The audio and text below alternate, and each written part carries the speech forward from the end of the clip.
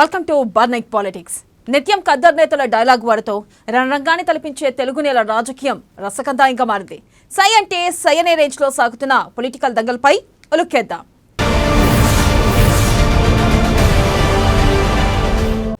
Telangana assembly ఎన్నికలకు గాను హుస్నాబాద్ వేదికగా బీఆర్ఎస్ శంఖారావం పూరించింది. 2023 ఎన్నికలకు గులాబీ బాస్ది అదే తొలి సభ. ఈ సభపై బీఆర్ఎస్ శ్రేణులు ఎన్నో అంచనాలు పెట్టుకున్నాయి. అటు బీజేపీ ఇటు కాంగ్రెస్ పార్టీలపైనే కౌంటర్లు పంచులకు కొదవే ఉండదని గులాబీ నేతలు భావించారు. కానీ ఎందుకో కేసీఆర్ ప్రసంగంలో పసలేదని స్పష్టంగా అర్థమవుతుందని రాజకీయ విశ్లేషకులు చెబుతున్నమాట. ఎందుకంటే కేసీఆర్ సాధారణ ప్రెస్ మీట్ పెడితేనే పరిస్థితి ఎలా ఉంటుంది, ఆయన ఏం మాట్లాడతారో ప్రత్యేకించి చెప్పనక్కర్లేదు. అలాంటిది ఇప్పుడు రాష్ట్రంలో ఎన్నికల సమరం జరుగుతుండగా కేసీఆర్ తొలిసారిగా ప్రసంగించారు. అయితే బీఆర్ఎస్ శ్రేణుల అంచనాలన్నీ తలకిందులయ్యాయి. ఏంటిది, ఎన్నెన్నో అనుకున్నాం, సడన్ గా ఇలా అయిందేంటబ్బా అని బీఆర్ఎస్ లోని కొందరు పెద్దలు ఆలోచనలో పడ్డారట. అదే సభ కాదు, మిగిలిన సభల్లోనూ సారు ప్రసంగం చప్పగా సాగుతుందని గులాబీ గుండెల్లో గుబులు మొదలైంది.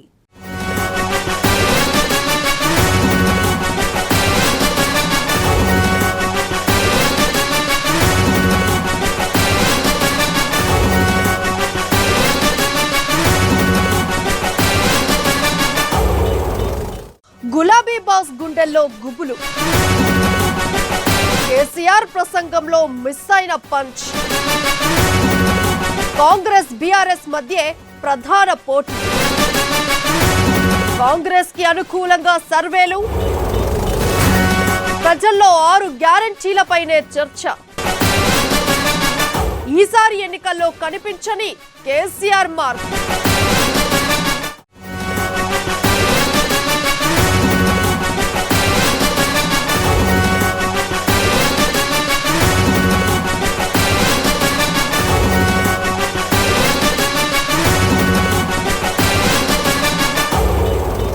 తెలంగాణ అసెంబ్లీ ఎన్నికలకు సమయం దగ్గర పడుతోంది. ఈసారి ఎన్నికలు 3 పార్టీల మధ్య జరగనున్నాయి. బీఆర్ఎస్, కాంగ్రెస్, బీజేపీ మధ్య ముక్కోణపు పోటీ ఖాయంగా కనిపిస్తోంది. అయితే ప్రధాన పోటీ మాత్రం బీఆర్ఎస్, కాంగ్రెస్ మధ్య మాత్రమే ఉండేలా కనిపిస్తోంది. మరోవైపు బీజేపీ, బీఆర్ఎస్, కాంగ్రెస్ ఓట్లను చీల్చే అవకాశం ఎక్కువగా ఉంది. మరోవైపు సర్వేలు ఈసారి తెలంగాణలో కాంగ్రెస్ కు ఎడ్జ్ ఇస్తున్నాయి. కేసీఆర్ గెలుపు ఈసారి అంత ఈజీ కాదని చెబుతున్నాయి.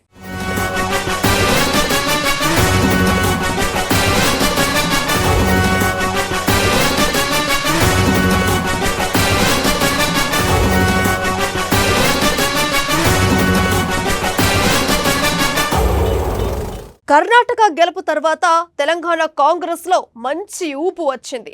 దీంతో కర్ణాటక ఫార్ములానే తెలంగాణలో ఫాలో అవుతోంది. ఇప్పటి వరకు 6 గ్యారంటీ స్కీమ్లు మంచి ఫలితాలు ఇస్తున్నట్లే కనిపిస్తున్నాయి. ఇప్పటికిప్పుడు ఎన్నికలు జరిగితే కాంగ్రెస్ ఖచ్చితంగా 40 నుంచి 50 సీట్లు గెలుస్తుందని సర్వేలు చెబుతున్నాయి. ఈ నేపథ్యంలో ఇప్పటికే 55 మందితో తొలి జాబితా ప్రకటించిన కాంగ్రెస్ రెండో జాబితాలోనూ కీలకమైన వ్యక్తులకే కట్టబెట్టింది. మరోవైపు అభ్యర్థుల ఎంపిక ఆధారంగా గెలిచే సీట్లు పెరుగుతాయని విశ్లేషకులు అంటున్నారు.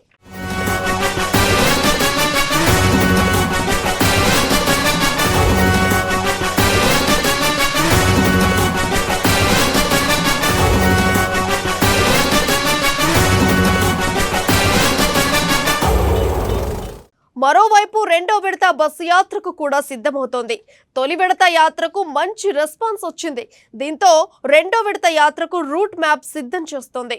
ఈ నెల 28 నుంచి వచ్చే నెల 1 వరకు తెలంగాణలో మరోసారి బస్సు యాత్ర చేపట్టాలని కాంగ్రెస్ పార్టీ నిర్ణయం తీసుకుంది. ఈ మేరకు అధిష్టానం నుంచి కూడా గ్రీన్ సిగ్నల్ వచ్చింది. రెండో విడత చేపట్టే బస్సు యాత్రకు ఏఐసిసి సగర నాయకులు రాహుల్ గాంధీ, ప్రియాంక గాంధీ, కర్ణాటక ముఖ్యమంత్రి సిద్ధరామయ్యలు హాజరు కానున్నారు. 4 జిల్లాలు కవర్ అయ్యేలా టీపీసీసీ నాయకులు రూట్ మ్యాప్ ను సిద్ధం చేస్తున్నారు.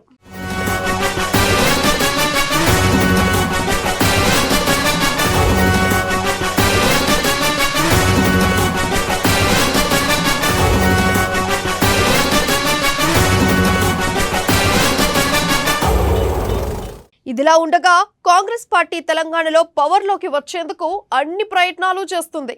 దీనిలో భాగంగానే తొలుత ఖమ్మం, వరంగల్, హైదరాబాద్ పై ఫోకస్ పెట్టి సభలు, సమావేశాలు నిర్వహించారు. ఆ తర్వాత ఉత్తర తెలంగాణలోని కరీంనగర్, నిజామాబాద్ జిల్లాలు కవర్ అయ్యేలా బస్సు యాత్రను పూర్తి చేశారు. ఇప్పుడు మరోసారి రంగారెడ్డి, మహబూబ్ నగర్, నల్గొండ, మెదక్ జిల్లాల్లో బస్సు యాత్ర నిర్వహించి పార్టీ క్యాడర్ లీడర్లలో నూతన ఉత్సాహం, భరోసా నింపేందుకు ఢిల్లీ హైకమాండ్ రంగంలోకి దిగింది. అయితే ఈ 4 జిల్లాల్లో బస్సు యాత్రతో పాటు కొన్ని చోట్ల బహిరంగ సభలను కూడా నిర్వహించేందుకు పార్టీ కసరత్తు చేస్తుంది.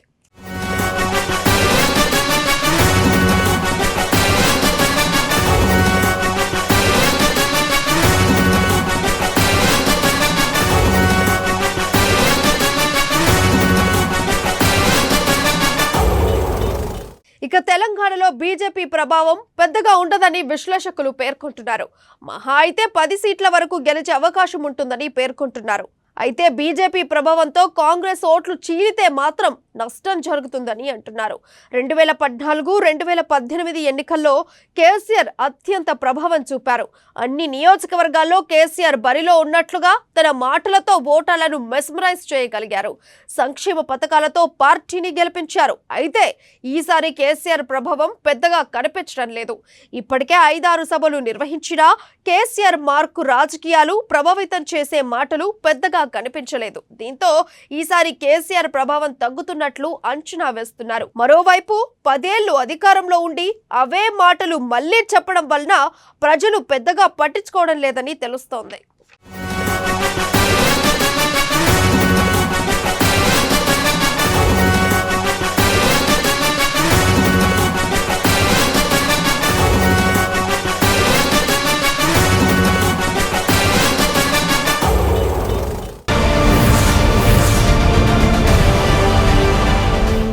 ఇద్దరూ రాజకీయంగా సమవుచ్చిలే. ప్రజలను తమ ప్రసంగాలతో కదిలించగల సత్తా ఉన్నవారే.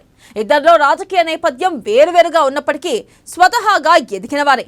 అలాంటి ఆ నాయకులు ఇప్పుడు తెలంగాణ ఎన్నికల్లో పోటీ పడుతున్నారు. ఇది పోటీ అనే కంటే ఇద్దరు వ్యక్తుల మధ్య వైరం అనుకోవచ్చు. ఇంతకీ ఎవరా వ్యక్తులు? వారి పోటీని మరో దుబ్బాకలాగా రాజకీయ విశ్లేషకులు ఎందుకు భావిస్తున్నారు? ఈ టఫ్ ఫైట్ లో గెలిచి నిలిచేదెవరు? Let's watch this story.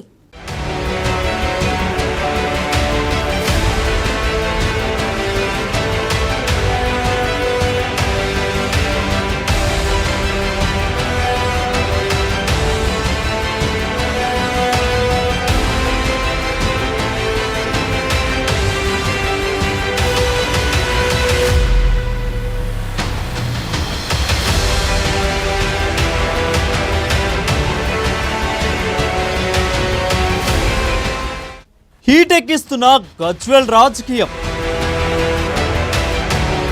Etela versus KCR మధ్య వార్. కేసీఆర్ పై పోటీకి సై అంటున్న ఈటెల. 2 చోట్ల బరిలోకి కేసీఆర్, ఈటెల. గజ్వేల్ పై ఈటెలకు పట్టు. ఈటెలకు అనుకూలంగా పలు సర్వేలు.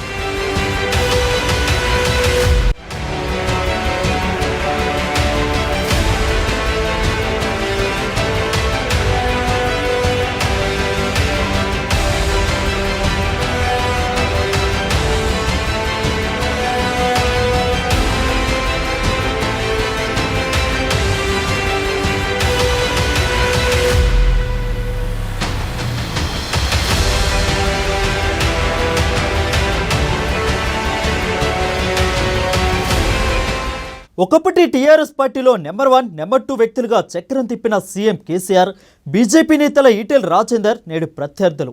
గజ్వేలులో ఇద్దరి మధ్య పోటీ ఖరారైంది.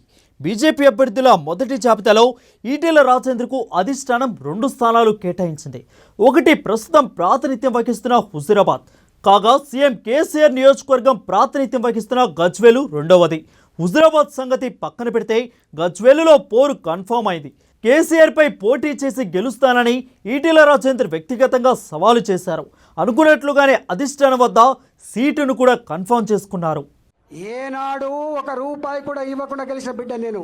ఏనాడు ఒక లిక్కర్ సీసా పంచకుండా గెలిచిన బిడ్డ నేను ఊర్లలోకి వచ్చి దండం పెట్టి అమ్మా నేనే వచ్చినా అని చెప్తే నిండు మనసుతో ఆశీర్వదించి గెలిపించిన బిడ్డలు మేము. నేను అడుగుతున్న కేసీఆర్ గారు, మరి 8 సంవత్సరాల కాలంలోనే 2014, 2023 ఈ 8-9 సంవత్సరాల కాలంలోనే మరి ఇన్ని వేల కోట్ల రూపాయలు నీకు ఎక్కడి నుంచి వచ్చినాయి?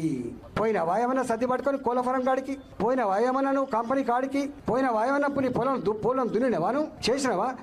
ఎక్కడి నుంచి వచ్చినాయి? ఇవాళ నా కరీంనగర్లో ఖర్చు పెట్టిన, హుజరాబాద్లో ఖర్చు పెట్టిన 600 కోట్లు, గా మునుగోడులో ఖర్చు పెట్టిన 600 కోట్లు. ఇవాళ నువ్వు దేశవ్యాప్తంగా ఏమంటున్నావు? నన్ను చైర్మన్ చేయండి. నేను అడుగుతున్న కేసీఆర్ గారు, నీ బ్యాంక్ అకౌంట్లో 1000 కోట్లు ఉన్నాయో కదా, మరి చనిపోయినటువంటి కుటుంబాలకు కనీసం 1 కోటి రూపాయలు ఇవ్వమని చెప్పి డిమాండ్ చేశాం. 1 కోటి రూపాయలు ఇవ్వమని చెప్పి 5 లక్షలు వస్తుందానే ప్రాణం. తెలంగాణ ప్రజలారా, డబుల్ బెడ్రూమ్ ఇవ్వలే మీకు, 3 ఎకరాల భూమి ఇవ్వలే మీకు, దళితులకు 10 లక్షల రూపాయలు కేవలం హుజరాబాద్లో మాత్రమే ఇచ్చిండు, అవి కూడా అందరికి ఇవ్వలేదు. కేబినెట్ నుంచి అత్యంత అవమానకర రీతిలో తనను బర్తరఫ్ చేశారన్న కసితో హుజురాబాద్ ఉప ఎన్నికలో తనను ఓడించడానికి అధికార బలాన్ని, ధనబలాన్ని ప్రయోగించారన్న ఆగ్రహంతో రగిలిపోతూ కేసీఆర్పై పోటీ చేస్తానని చెప్తూ వస్తున్న రాష్ట్ర మాజీ మంత్రి ఈటెల రాజేందర్ నిజమయ్యాయి. ఈటెల మాటలకు విలువనిస్తూ బీజేపీ అధిష్టానం ఆయనకు హుజురాబాద్తో పాటు గజ్వేలు అభ్యర్థిత్వాన్ని కూడా ఖరారు చేసింది. దీంతో గజ్వేలు పోరు గరంగా మారింది. ఎందుకంటే గజ్వేలు నియోజకవర్గంతో ఈటెల రాజేందర్కు 30 ఏళ్ల అనుబంధం ఉంది. 1994 నుంచి గజ్వేల్ నియోజకవర్గంలోని వర్గల్ మండలం శాఖారం మల్లారెడ్డిపల్లి గ్రామంలో పౌల్టీ వ్యాపారం చేస్తూ అక్కడి ప్రజలతో సత్సంబంధాలు ఏర్పరచుకున్నారా ఆయన. గజ్వేలు, వర్గల్, ములుగు మండలాలకు చెందిన పలువురు బడా నాయకులతోనూ ఆయనకు సంబంధాలు ఉన్నాయి.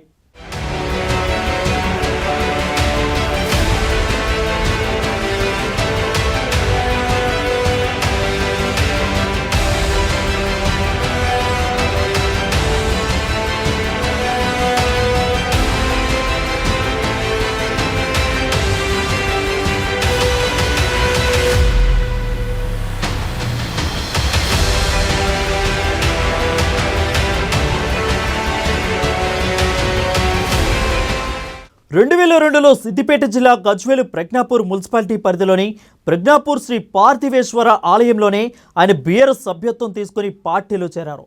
ఈ క్రమంలోనే ఆయనకు కేసీఆర్తో సాన్నిహిత్యం ఏర్పడింది. తెలంగాణ ఉద్యమంలో ఇద్దరు కలిసి పనిచేశారు. కానీ ఇప్పుడు వారిద్దరి మధ్య పచ్చగడ్డి వేస్తే బగ్గుమనే పరిస్థితి ఉండడంతో కేసీఆర్ను ఓడించాలని ఈటెల సంకల్పించారు. అందుకు అనుగుణంగా ఇటీవల పలు దఫాలుగా గజ్వేలుకు చెందిన తన సన్నిహితులతో ఆయన చర్చించినట్లు తెలుస్తున్నది. గజ్వేల్ నుంచి పోటీ చేస్తే విజయం సాధించే అవకాశాలు ఉన్నాయని తన వ్యక్తిగత సర్వేలో తేలడంతోనే ఈటెల ఆ నియోజకవర్గంపై ఫోకస్ చేసినట్లు తెలుస్తుంది.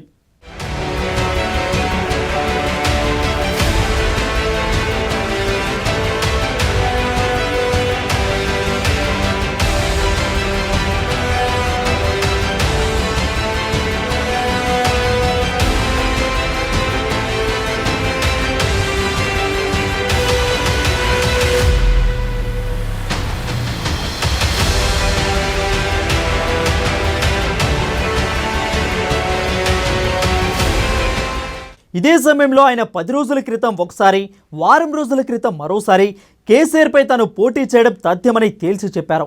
సీఎం కేసీఆర్పై పోటీ చేసి ఓడిస్తే రాష్ట్ర రాజకీయాల్లో తనకు తిరుగుండదని ఈటెల భావిస్తున్నట్లు సమాచారం. అంతేకాక గజ్వేలులో ఏ పార్టీ అభ్యర్థి గెలిస్తే ఆ పార్టీ ప్రభుత్వం రాష్ట్రంలో ఏర్పడుతుందని సెంటిమెంట్ కూడా ఈటెల పోటీకి కారణంగా తెలుస్తుంది. గజ్వేలులో గత 2 సార్లు ముఖ్యమంత్రి కేసీఆర్పై పోటీ చేసిన వంటేరు ప్రతాప్ రెడ్డి బీఆర్ఎస్లో చేరిపోవడం, కాంగ్రెస్ పార్టీ ఈసారి తన అభ్యర్థిగా తూకుంట నర్సారెడ్డిని ప్రకటించడంతో ఈ దఫా ఎన్నికలో కేసీఆర్ విజయం నల్లేరు మీద నడికే బీఆర్ఎస్ నాయకులు భావించారు. సీఎం కేసీఆర్, నర్సారెడ్డి మధ్య పోటీ నామమాత్రమేనని భావించారు.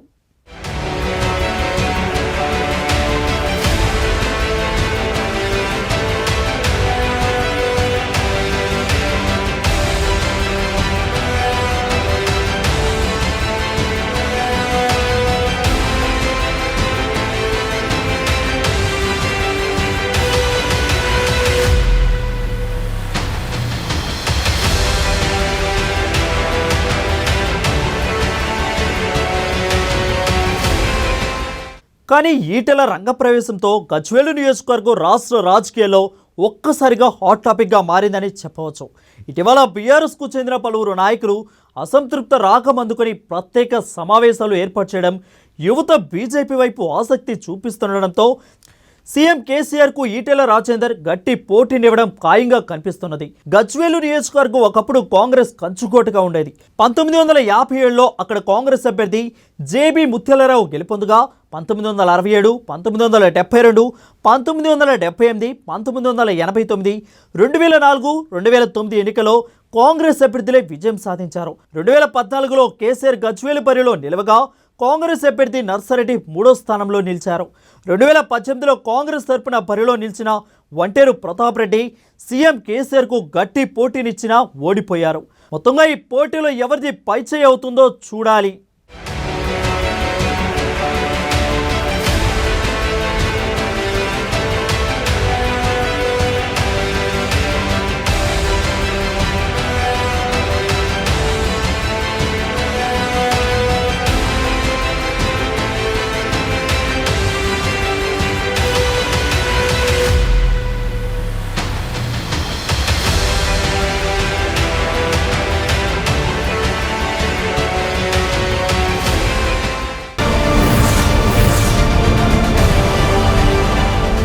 సేనాని రూట్ మార్చారా అంటే అవుననే సమాధానం వస్తుంది. ప్రత్యర్థి ఎంత రెచ్చగొట్టినా మనం మాత్రం రూల్స్ దాటొద్దు అంటున్నారు పవన్. రాజకీయాల్లో విమర్శలు ఉండాలి కానీ వ్యక్తిగతం ఉండొద్దు అన్నారు. ఎక్కడ మాట్లాడినా పొలిటికల్ పంచ్ ఉండాలే తప్ప బాధ పెట్టేలా మాట్లాడొద్దు అంటున్నారు. ఇంతకీ పవన్ ఇలాంటి నిర్ణయం వెనుక మర్మం ఏంటి?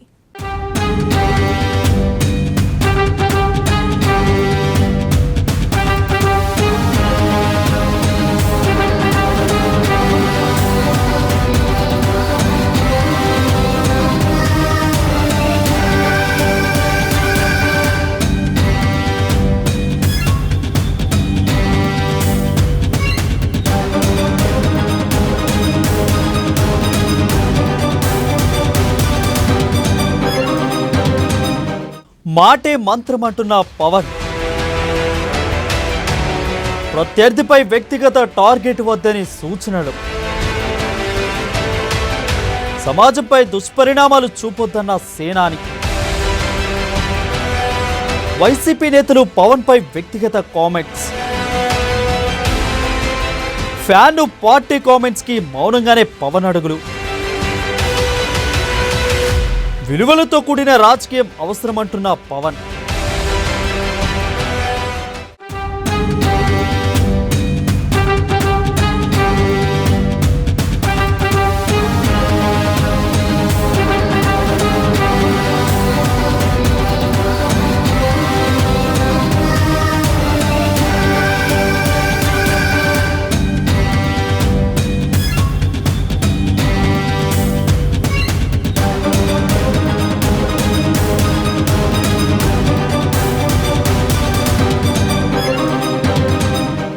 రాజకీయాల్లో ఔన్నత్యం అవసరం. ప్రత్యర్థి పార్టీలను, నేతలను సైద్ధాంతిక పరంగా విభేదించవచ్చు కానీ వ్యక్తిగతంగా ఉండకూడదు. అయితే ఇదంతా గతం. ప్రస్తుతం రాజకీయాల్లో ప్రత్యర్థి అన్నమాట పక్కకు పోయింది. శత్రువు కంటే మించి అన్న భావన నెలకొంది. పగ, ప్రతీకార రాజకీయాలతో సమాజాన్ని కలుషితం చేస్తున్నారు. అధినాయకత్వాలే అటువంటి పరిస్థితి కల్పిస్తున్నాయి. ఇటువంటి పరిస్థితుల్లో పవన్ కళ్యాణ్ బాధ్యతాయుతమైన వ్యాఖ్యలు చేశారు. రాజకీయాల్లో ఔన్నత్యం పాటిద్దామని సొంత పార్టీ శ్రేణులకు సూచించారు. స్థాయిలో మన కళ్ళు, చెవులు, క్రియాశీలక సభ్యులే కాబట్టి వారందరి అభిప్రాయాన్ని నేను ఎప్పటికప్పుడు తీసుకుంటూ ఉంటాను, రిపోర్టుల పరంగా తీసుకుంటూ ఉంటాను. సో వాటన్ని దృష్టిలో పెట్టుకొని ఈరోజు మనం తెలుగుదేశం పార్టీతోటి కలిసి వెళ్తా ఉన్నాం. సో మనం ఈ వచ్చే ఎన్నికల్లో అందరం సమిష్టిగా ఏమాత్రం చిన్న ఇబ్బందులు ఉన్నా కానీ సరి చేసుకుంటూ ముందుకెళ్దాం. నాకైతే ఇబ్బందులు కనిపించట్లేదు. ఒకటి అరా మానవ సహజం కాబట్టి ఒకళ్ళు కనిపిస్తే దాన్ని మీరు పెద్ద మనసుతోటి అందరూ కూడా అందరం కలిసి వెళ్ళిపోయేలాగా దీన్ని ముందుకు తీసుకెళ్ళాలి.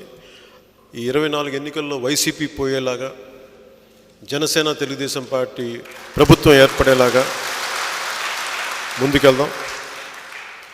అలాగే ముఖ్యమంత్రి స్థానం ఇందాక మాట్లాడుతూ ఉంటే కూడా నాకు అనిపించింది, నేను ఏ రోజు దానికి విముఖతనే నేను చెప్పలేదు, సముఖతగానే ఉంటాను. కానీ ఈ రోజున ప్రయారిటీ మనం పెట్టుకోవాల్సింది ముఖ్యమంత్రి పదవి కంటే కూడా ప్రజల భవిష్యత్తు చాలా అవసరం. ఈ మార్గంలో ఖచ్చితంగా అలాంటి పదవి వస్తే ఖచ్చితంగా దాన్ని జనసేన స్వీకరించడానికి సిద్ధంగా ఉంది. కాకపోతే వాటన్నిటికంటే ముందు భవిష్యత్తు చాలా బాగుండాలి ప్రజలది. ఆ విధంగా మనం అడుగులేసి వెళ్తున్నాం. మీ అందరి ఆశీర్వచనాలు ఉంటాయని మనస్ఫూర్తిగా కోరుకుంటూ సెలవు తీసుకుంటాం. ఇటీవల రాజకీయ విమర్శలు ఏ స్థాయికి దిగజారుతున్నాయో అందరూ చూస్తున్నారు. రాజకీయాలంటే అన్ని రంగాలకు చెందిన వ్యక్తులు ఉంటారు, వివిధ కులాలు, మతాలు, సమూహారం కూడా. అయితే మహిళలు సైతం రాజకీయాల్లో రాణిస్తున్నారు. ఈ తరుణంలో రాజకీయ విమర్శలు వ్యక్తిగత దాడులుగా మారుతున్నాయి. ఎదుటి మనిషిని పలుసును చేసేలా, ఆత్మాభిమానాన్ని దెబ్బకొట్టేలా, వారి వృత్తిని అఘోరపరిచేలా వ్యాఖ్యలు సాగిస్తున్నారు. ఎదుటి మనిషి మనోభావాలు దెబ్బతింటున్నాయి, సమాజంపై దుష్పరిణామాలు చూపుతున్నాయి. ఒక విధంగా చెప్పాలంటే ఆరోగ్యకర రాజకీయ వాతావరణానికి పెను విఘాతంగా మారాయి.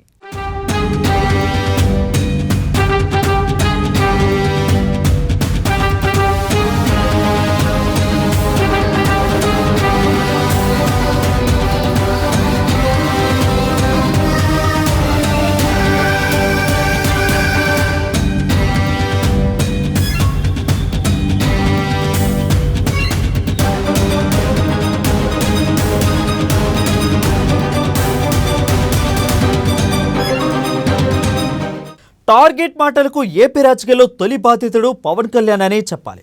పార్టీ ఆవిర్భావం నుంచి ఏపీ శ్రేయస్సు కోసం ఆయన తీసుకుంటున్న నిర్ణయాలు, వేస్తున్న అడుగులతో రాజకీయ ప్రత్యర్థులకు టార్గెట్ అవుతున్నారు. ఒకానొక సందర్భంలో ఆయన వ్యక్తిగత జీవితంపై మాట్లాడని వైసీపీ నేత లేరు. ఆయన సినిమా జీవితంపై కూడా అవాకులు చవాకులు పేలుస్తున్నారు. తన వ్యక్తిగత జీవితంపై మాట్లాడవద్దని చాలా సందర్భాల్లో పవన్ కళ్యాణ్ కోరుతూ వచ్చారు. కానీ సాక్షాత్తు సీఎం జగనే పవన్ పై అనుచిత వ్యాఖ్యలు చేస్తూ వస్తున్నారు. మన వాలంటీర్లు అమ్మాయిలను లోబర్చుకున్నారా, లేక ఈ బాబు గారి వాలంటీర్, ఈ దత్తపుత్రుడు ఇదే కార్యక్రమంగా పెట్టుకొని అమ్మాయిలను లోబర్చుకొని వారిని పెళ్లి చేసుకోవడం, 4 ఏళ్లు కాపురం చేయడం, మళ్ళీ వదిలేయడం, మళ్ళీ ఇంకొకరిని పెళ్లి చేసుకోవడం, మళ్ళీ వదిలేయటం, ఆ తర్వాత మళ్ళీ పెళ్లి, మళ్ళీ వదిలేయటం, పైగా ఒకరితో వివాహ బంధంలో ఉండగానే ఇంకొకరితో అక్రమ సంబంధం. ప్రత్యర్థుల కామెంట్స్తో విసిగి వేసారిపోయిన పవన్ తాను వ్యక్తిగతంగా మాట్లాడానని, విధానపరంగా మాట్లాడుతానని, ప్రభుత్వ వైఫల్యాలపై మాత్రమే కామెంట్ చేస్తానని తేల్చి చెప్పారు. అప్పటి నుంచి వైసీపీ నేతలు రెచ్చగొట్టే ప్రయత్నం చేసినా ఎప్పుడూ శృతిమించి మాట్లాడలేదు. ఇప్పుడు పార్టీ శ్రేణులకు సైతం ఇదే విషయంపై స్పష్టతనిచ్చారు. జనసేన అధికార ప్రతినిధులతో పవన్ ప్రత్యేకంగా సమావేశమయ్యారు. స్పష్టమైన సూచనలు చేశారు. సమాజంపై బాధ్యతగా వ్యవహరిస్తూ పార్టీ వాయిస్ను వినిపించాలని పిలుపునిచ్చారు. టీవీ డిబేట్లలో, చర్చల్లో సంయమనంతో వ్యవహరించాలని, కుల, మత, ప్రాంతీయ, వర్గ వైషమ్యాల విషయంలో మాట్లాడేటప్పుడు 1కి 2 సార్లు ఆలోచించాలని సూచించారు.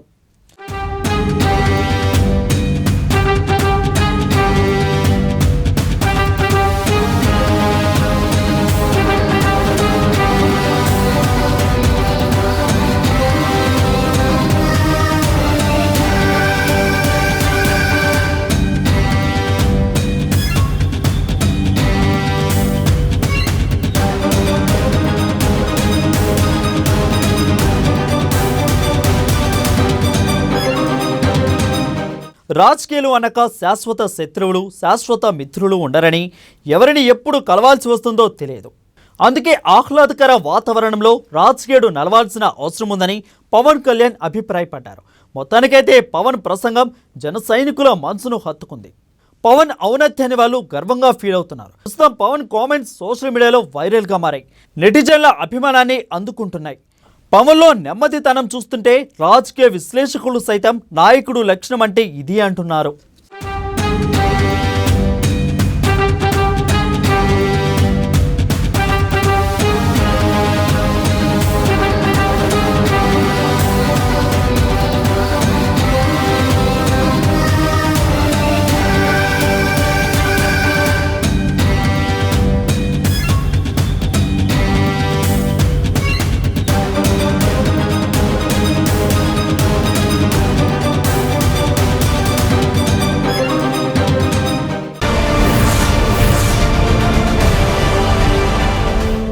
రోజు బర్నింగ్ పాలిటిక్స్. మరిన్ని రాజకీయ విషయాలు రేపటి బర్నింగ్ పాలిటిక్స్ లో చూద్దాం. అప్పటి వరకు చూస్తూనే ఉండండి అమా న్యూస్.